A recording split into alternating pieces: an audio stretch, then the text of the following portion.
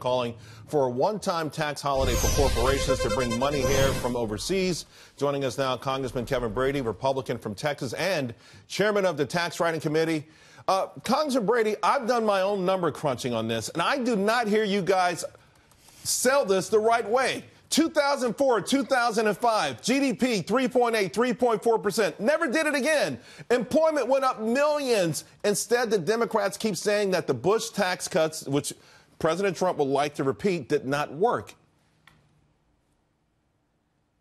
Yeah, so Charles, you're exactly right. Look, they say the same thing so often, tax cuts for the wealthy, you won't help the economy. I don't think Democrats can stop saying it. But in truth, look, if we permanently allow our companies, when they compete and win around the world, to bring those earnings back, to be reinvested in America, in new jobs, new research, new manufacturing, innovation, not only will jobs grow, paychecks will grow as well. So President Trump, the House and Senate tax writers, we want both to bring the current dollars back to America. But going forward, we're proposing a zero tax rate for companies when you compete and win and bring those dollars back to our communities. I love it. I love it. When President Trump talks about the advantages that the rest of the world has, this is one. We're the only one that punishes American companies for making money outside this country because the rest of the world loves America's ingenuity and our products. So I applaud you for that. But we've got to talk now, though, about the rest of this, the tax situation, because I hear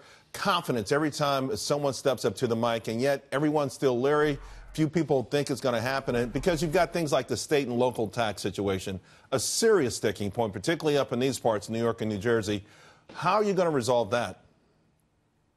Yeah, and I think we can, and here's why. Look, lawmakers of every state want to make sure their families and businesses are better off after tax reform than before, regardless of where you live. We recognize, man, mayors and governors have really put the screws to taxpayers in some of these high-tax states. We want to make sure we lower those taxes and you keep more of what you earn regardless of where you live. And so we're working with lawmakers from the high-tax states to make sure as we set the brackets and those income levels that we're providing that tax relief. And we're also looking at, some of the key issues like property taxes, which is, not based on your ability to pay.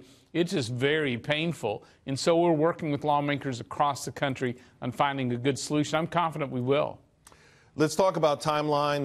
The Senate, I suppose, will get something done with respect to the budget that should expedite everything. A lot of folks hoping that maybe we get some kind of tax reform or even tax cuts in this calendar year. Is that still possible?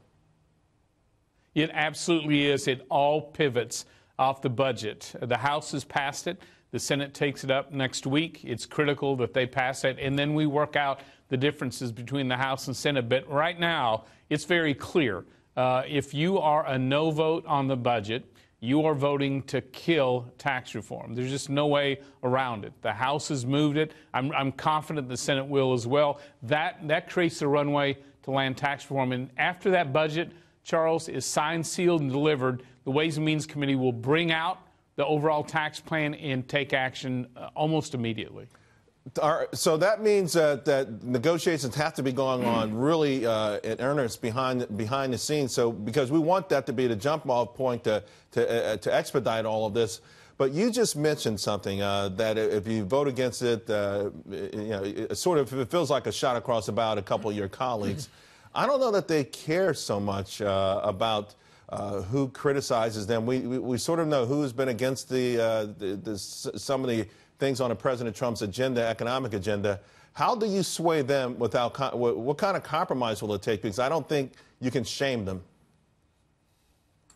Well, here's what I think. I don't know of any senator who can defend the current tax code, the complexity, the cost, how it punishes hardworking people. The budget is key to us for the first time in a generation, changing, simplifying, making it fair and more pro-growth. And so, I'm actually optimistic that our Senate colleagues will come together, find a way to pass that budget and work together with us, because once that's done, this all accelerates in a major way. We would like to make sure when families enter the holidays for Christmas and otherwise that they've got tax reform to unwrap that day. All right, then before I let you go, it's going to be good weather here over the weekend in New York, which is pretty good because, as you know, the Yankees are going to still be playing. Unfortunately, the Astros won't. Do you want me to pick you up a hat or something like that?